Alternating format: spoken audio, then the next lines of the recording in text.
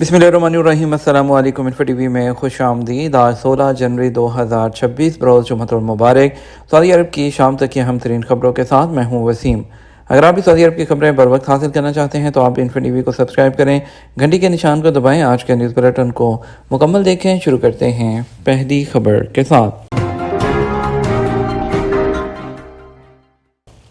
डकार रैली 2026 सहरा के बीच ड्राइवर्स के लिए मेडिकल स्टाफ हर वक्त मुतहरिक। 2026 की डकार रैली जो इस वक्त सऊदी अरब में, उसका इनेकाद इस बात का सबूत है कि सऊदी अरब खेलों के इवेंट्स और मुकाबलों की इंडस्ट्री में मुसलसल तरक्की कर रहा है। सऊदी प्रेस एजेंसी एसपी के मुताबिक इस रैली में कई दिलचस्प चीज़ें हैं, लेकिन सख्त मुकाबले के बावजूद हिफाजत सबसे अहम है, जिसके लिए सुपरवाइजरी टीमों को मुश्किल हालात संभालने का तजर्बा रखना ज़रूरी है। 2026 डकार रैली की मेडिकल टीम रैली के निज़ाम का एक अहम हिस्सा है, जो तमाम ड्राइवर्स और अमले की हिफाजत को यकीनी बनाने के लिए काम कर रही है। मुंतजमीन ने एक फील्ड हॉस्पिटल भी कायम किया है, जो एमरजेंसी हालात में मरीजों को इलाज फराहम करता है। मेडिकल टीम में कुल 76 अफराद हैं, जिनमें 35 डॉक्टर्स शामिल हैं जो एमरजेंसी इलाज एनेस्थीसिया जो है वो करते हैं, और इसके अलावा एमरजेंसी इलाज में हड्डियों और आम सर्जरी में भी महारत रखते हैं। टीम में 2 रेडियोलॉजी के और 1 मैदे और आंत के ऑपरेशन का डॉक्टर भी मौजूद होता है। सऊदी अरब की सलामती के लिए ख़तरा रेड लाइन है, जिसे ख़त्म कर दिया जाएगा। सऊदी सफ़ीर अक़वाम मुत्तहिदा में सऊदी अरब के सफ़ीर अब्दुल अज़ीज़ अल वासिल ने कहा कि सऊदी अरब की कौमी सलामती को ख़तरे में डालने की कोई भी कोशिश एक सुर्ख लकीर है और उसका भरपूर और फैसला कुन जवाब दिया जाएगा। अरब न्यूज़ के मुताबिक यमन के सूरत हाल का जायज़ा लेने के लिए मुनक़दा सलामती कौंसिल के इजलास से खिताब करते हुए अब्दुल अज़ीज़ अल वासिल ने कहा कि सऊदी अरब के जनूब में मसाइल के समाजी और तारीख़ी पहलू हैं और सिर्फ बातचीत से हल हो सकते हैं। रियाद के मेयर और जापान के सफ़ीर की मुलाकात, एक्सपो 2030 पर तबादला ख्याल। रियाद रीजन के मेयर शहज़ादा डॉक्टर फैसल बिन अब्दुल अज़ीज़ बिन अयाफ ने सऊदी अरब में जापानी सफ़ीर यासुनारी मोरिनो और उनके वफ़द से मुलाकात की। सऊदी प्रेस एजेंसी एसपीए के मुताबिक इस मुलाकात में एक्सपो 2030 रियाद कंपनी के चीफ एग्जीक्यूटिव ऑफिसर तलाल अल मरी भी शरीक हुए। मुलाकात में बाहमी दिलचस्पी के अहम शोबों पर बातचीत की गई। रियाद के मेयर ने 2 तरफ़ा ताल्लुकात की मजबूती पर जोर दिया और इस बात का जिक्र किया कि मुख्तलिफ शोबों में दोनों मुल्कों के दरमियान मुस्तकिल हम-आहंगी और बढ़ता हुआ ताउन इस ताल्लुकात की खासियत है। वज़ारत तजारत का इंतबाह ताजरों को। सऊदी अरब में वज़ारत तजारत और सरमायाकारी की जानब से ताजरों को खबरदार किया गया कि वो तमाम मसनाफ़ तजारत पर वाज़ेह अंदाज में रेट दर्ज करें, जिनमें वैट शामिल होना ज़रूरी है। सिर्फ चीज़ों के रेट दर्ज करना काफ़ी नहीं है, खिलाफ वर्जी करने वालों के खिलाफ तादीबी कार्रवाई की जाएगी। वज़ारत तजारत के मुताबिक दुकानों और तजारती मराकज़ में रखी जाने वाली अशिया पर दर्ज रेट में जो है वैल्यू एडेड टैक्स शामिल करना ज़रूरी है, या सिर्फ चीज़ों की कीमत दर्ज करना काफ़ी होगा। वज़ारत की जानब से बताया गया कानून के मुताबिक ताजरों को चाहिए कि वो अपनी दुकान या तजारती मराकज़ में फ़रोख्त की जाने वाली अशिया के रेट इस तरह दर्ज करें कि उनमें वैल्यू एडेड टैक्स भी शामिल हो। वज़ारत तजारत की जानब से सार्फिन को भी हदायत की गई है कि अगर वो खिलाफ वर्जी देखें तो इस बारे में वज़ारत तजारत की एप्लीकेशन पर उसकी इत्तलात दें। वाज़ेह रहे सऊदी अरब में तमाम अशिया पर 1 जनवरी 2018 से 5% वैल्यू एडेड टैक्स शुरू किया गया था, जिसको बाद में बढ़ाकर जो है 15% कर दिया गया। इस हवाले से तमाम ताजरों को इस बात का पाबंद किया गया था कि वो टैक्स अदा करें। 15% टैक्स सामान तजारत और सर्विसेज पर भी मौजूद है। टैक्स गोशवारे भी मुतल्लिका इदारे में जमा कराने लाजमी हैं, जिसकी खिलाफ वर्जी करने वालों की हुकूमती सर्विसेज ब्लॉक कर दी जाती हैं, जबकि वो इदारे जो वैल्यू एडेड टैक्स अदा करने के पाबंद हैं उनके लिए लाजमी है कि वो अपने कस्टमर को दी जाने वाली रसीद में इदारा टैक्सेशन की जानब से जारी किया जाने वाला वैट सीरियल नंबर भी दर्ज करें। जो इदारे या दुकानदार वैट रजिस्ट्रेशन के बगैर सार्फिन से वैट वसूल करते हैं, उनके खिलाफ वज़ारत तजारत की जानब से सख्त कानूनी कार्रवाई की जाती है। धोखेबाज जो है उनसे खबरदार रहे हैं। सऊदी वज़ारत तजारत की कई फर्जी वेबसाइट जो है बंद कर दी गई। जो सरकारी इदारों और वज़ारत के नाम पर कई फर्जी वेबसाइट जो हैं वो कायम करके उन पर शिकायत वसूल की जा रही थी, और वज़ारत सार्फिन को धोखेबाजों से बचाने के लिए इक़दाम करती है और तमाम वेबसाइट्स पर नज़र रखी जाती है जो वज़ारत के नाम से कायम की जाती हैं और जिनका वज़ारत से कोई ताल्लुक़ नहीं होता। अगर किसी के इल्म में वज़ारत की कोई भी ऐसी फर्जी वेबसाइट आए तो पहली फ़ुर्सत में बलाग तजारी एप्लीकेशन के ज़रिए इत्तला दें। अपने गुमशुदा सामान की ट्रैकिंग कैसे करें। सऊदी एयरलाइन की जानब से जो है मुसाफिरों को गुमशुदा जो सामान है वो ट्रैक करने की सहूलत फराहम की गई है।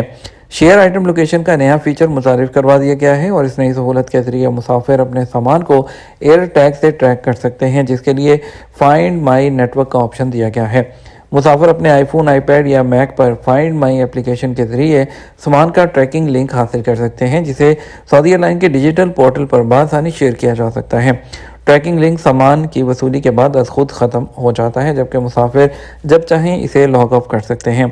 سعودیہ گروپ کے chief data and technology officer کے مطابق نیا فیچر مسافروں کو بہتر سے بہتر سہولتیں فراہم کرنے کے لیے جدید ٹیکنالوجی کے استعمال کی عکاسی کرتا ہے۔